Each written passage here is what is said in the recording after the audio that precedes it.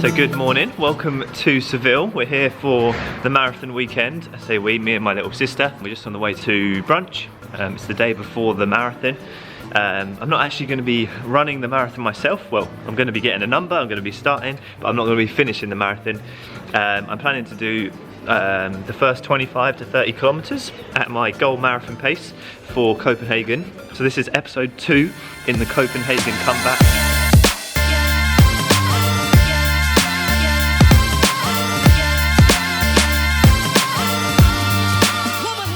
That was a great name, thanks for all the suggestions on the previous video. But I'll tell you a little bit more about the race as the day progresses, get my number, have some brunch, get some good fuel in and enjoy the city of Seville.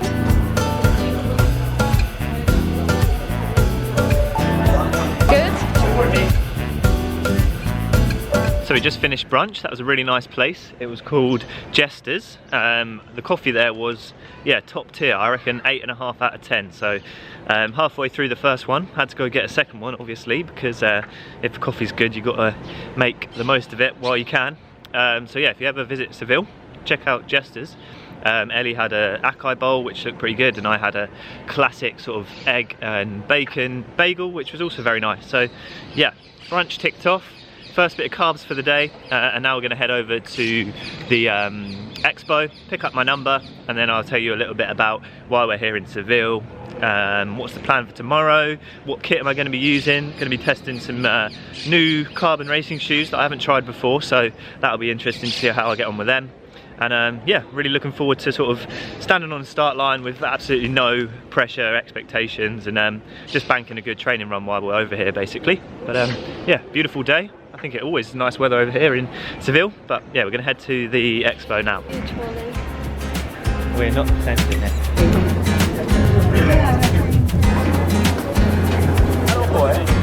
So we just arrived at the Expo. Going to go get my number. It was about a 30-minute bus ride. Sun is out. It's about 20 degrees today, so nice weather.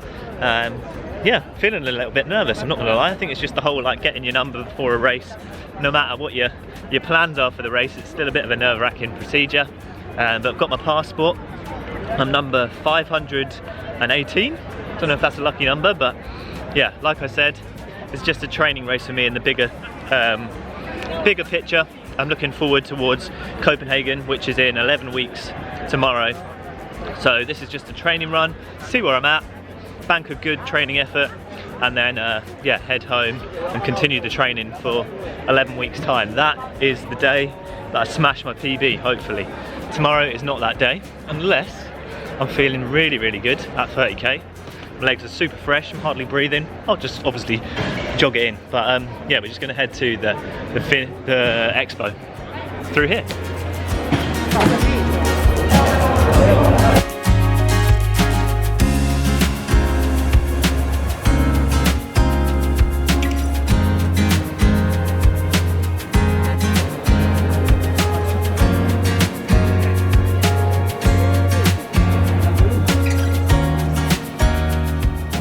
Sunny, isn't it? It is. So I just picked up my number, 518. So I just thought I'd explain a little bit about what my plan is for tomorrow.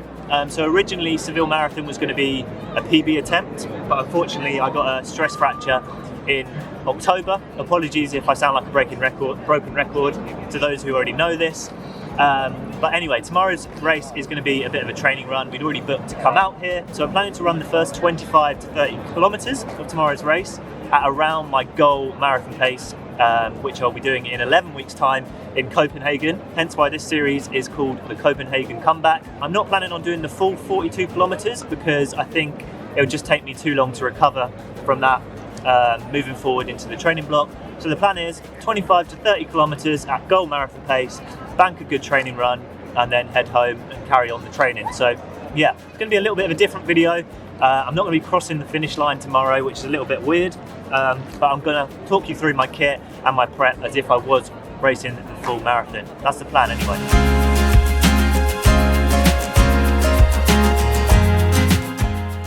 So it is now a good few hours later. Just had some dinner, some pasta, and went for a shakeout run with my buddy Seb, who's running his first marathon. Seb, hope it goes well for you tomorrow. Wishing you the best. It was nice just to have a little jog with him. It's his debut, so he had a few little questions about just some general bits about marathon fueling. I was giving him a few little tidbits because obviously I'm a seasoned marathon runner myself. This is my kit. I've laid it all out here.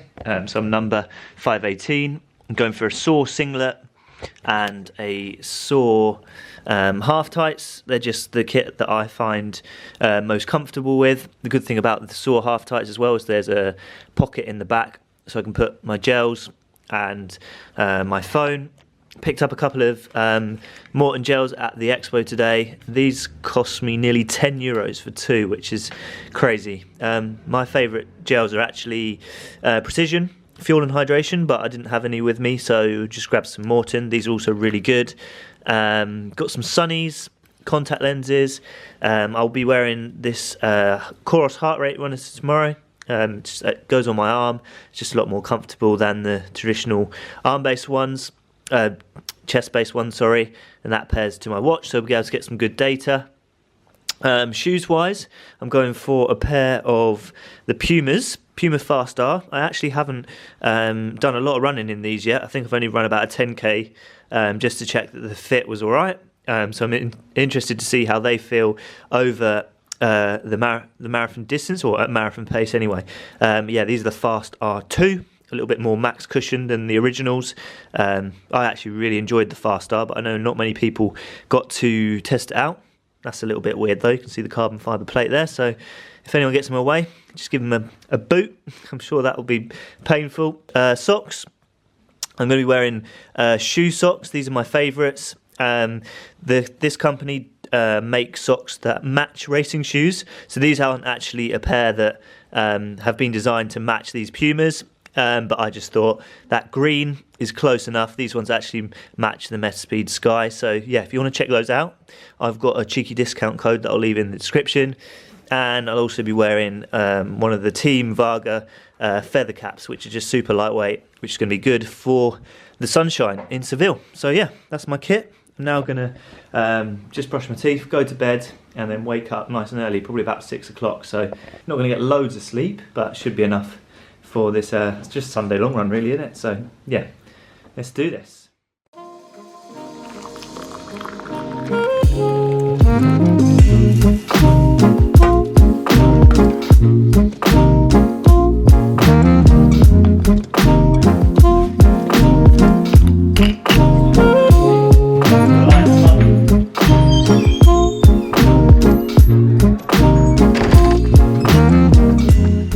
So it's the morning of the race.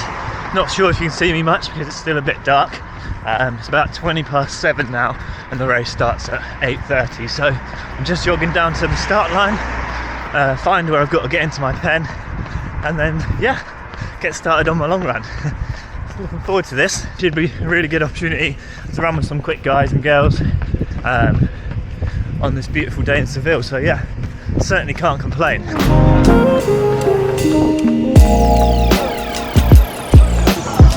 So it's now about half an hour before the start of the race. Just chugging one of these. Well, not chugging, slowly taking on a gel. For a marathon I usually take one gel before, and then my first gel 40 minutes into the race. So yeah, making my way down to the start pens. Just seen Seb, my buddy. I think he's gone to the toilet. I must have lost him somewhere, but yeah, head down to the pens, red wave, and get ready to go. But yeah, look, this is what it's like. Seville Marathon. This is the bag drop.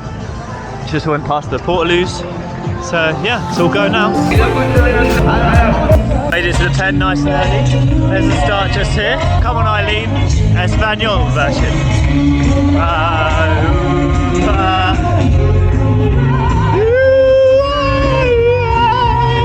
So it's 7:45 and I'm just about to leave the apartment to go and try and find Ben at the start line. So wish me luck! So we've got 5 minutes until the start. I've made it to where I think is about 2k, because that's where I arranged to meet Ben. I'm by the bull ring and I'm excited! I don't know if I'm on the right side of the road, but let's hope so. Con apenas 24 años. 30 seconds for the start. There you go. On your mark. Comienza Sevilla 2024, Campeonato de España. Suerte a todos, a disfrutar de salida y meta. Enjoy everybody. 42 kilometers we are going to wait you in 2 hours, in 2 hours and a half.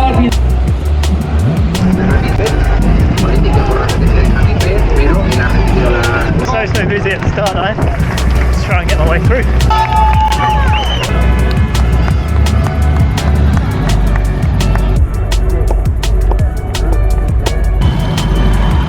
Let's go, Ben! Woo! There he goes.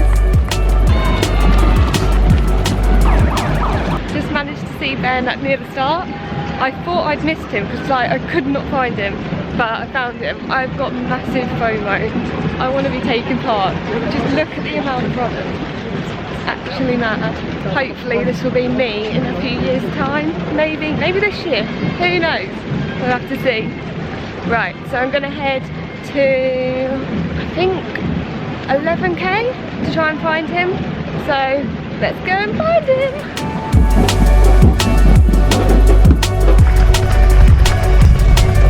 Hey man, through the 5k in about 17 minutes.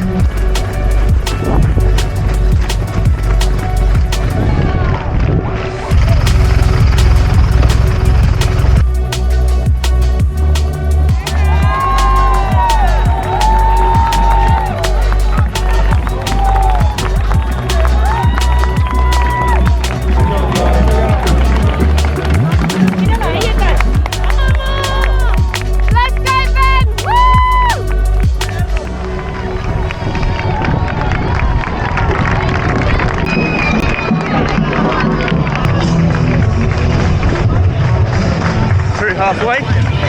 71. Woo.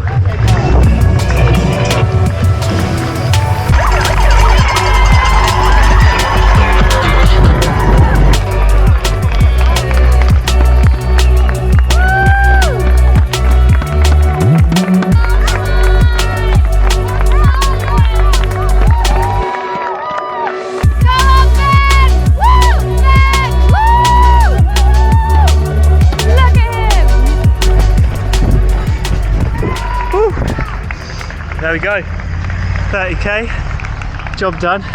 That started to hurt the last sort of 5-10 minutes, so yeah, wise to stop. Now I've got to find my sister and yeah, get some more layers on. But let's have a look at the average pace. 1 hour 41 seconds, 30k, and average pace was 3:21. So yeah, I wanted 3:20s, got 3:21, so pretty happy with that. Now I've got 11 weeks to make that marathon pace. Fingers crossed. Okay, so I just stepped off the course, 30k in the bank, 3:21 per kilometre, so exactly where I wanted to be really. Maybe 1 second per kilometre if I'm being harsh on myself, but no, found a really nice pack there with the elite ladies. I'm not sure if that was the front lead ladies, but there was probably about 6 East African ladies in that group, so it's nice just to settle into that sort of pace. They had a pacer, so it's always nice to follow in those big groups because the pace just sort of looks after itself. So yeah, averaged 3:21 per k, about 1 hour and 41 minutes for the 30k distance. I think that's the fastest I've ever run a 30k, which is good news. Yeah, chuffed with that. Felt pretty good. Maybe the last few k started to bite a little bit, but yeah, now I've got 11 weeks to recover. Not recover from that, but next few days easy, and then into the next sort of 11 weeks of training before Copenhagen, where hopefully that 3:21, 3:25 is going to be my marathon pace if all goes well. So yeah, happy with that. Good stuff. Founder! Well done. Thank you. Come on, Seb. Woo! Come on, you got this all the way. Keep going, you've got this. Come on. Keep going. No stopping. Woo! Keep going. Come on, Seb. Found him! Yeah. Absolutely smashed it. Yeah, I literally did exactly what I said I was going to do, so that's not bad. Well done. I need to put some clean t-shirt on now because this is quite. I've got a bit of nipple chafing as well, which is nice. Okay. 30k. It's not quite the same as when you cross the finish line at the end of a race. But I think a lot of people were stopping though. yeah, I've seen quite a lot of people. Were stopping. Oh, the pacers. Yeah. Nice. Well, you did really good. Thank you. Well done. This is risky though. Sitting down. You're not going to get up again. Crunch. Yeah. Let's go and see if we can see Seb. Come on, Seb. Woo! You look like you're struggling a bit. We'll go support him. See if we can Everyone find has him. a rough patch at 30k. I'm sure he'll be fine. Yeah. Let's go. And that was the last clip I filmed over in Seville. We went to the finish line and watched Seb cross the line. But I quickly wanted to talk you through the Puma Fast R2, which is the shoe I wore for the race. I ran 30 kilometers at around 3:21 per kilometer in this shoe, and it felt really, really good. It surprised me, to be honest with you. Super snappy, much more responsive than the previous version. The carbon fiber plate in this one is very snappy, very responsive, and you can really feel it helping you out when you're running marathon pace. The only downside to it is slightly heavier than some of the other super shoes on the market. So it weighs 260 grams in my UK size 8. That's not heavy, but compare that to something like the Vaporfly or the Alphafly, they're more like 200 to 210 grams. So slightly heavy, but other than that, this is a really, really competitive marathon racing shoe. Rory Linkletter, I think his name is, a Canadian athlete, ran 2:08 in this shoe at the Seville Marathon to qualify for the Olympic Games. And yeah, a lot of other Puma athletes have been absolutely smashing PBs left, right and centre in this one. So yeah, definitely moving up in the world. Puma, watch out for them in the years to come. I think they're going to cement themselves at the top of the running shoe game, and this was a real good example, a proper wacky looking super shoe. Really enjoyed it. May even use this for my marathon in Copenhagen, but I've got a few months to test a few more shoes out. As you can see behind me there, I am not spoilt for choice, which is I'm very, very lucky in the position I'm in. But yeah, that's it for the vlog. I hope you enjoyed it. The Seville Marathon weekend. A special thanks to my sister for helping me out in Seville. She helped with the vlogging and she did a really good job. I think she should start her own YouTube channel, me personally. If you want to check her out, she's got her own Instagram, Ellie Runs with 2 S's. There's no sponsors for this series, but if you want to pick up a hat or a pair of socks from my long-term supporters of the channel, Varga and Shoe, I'll leave a link in the description where you can check out some 15% discount codes. But yeah, that's it from the Seville Marathon weekend. I hope you enjoyed it. But until next time, aspire to run, run to inspire, and we'll see you again soon.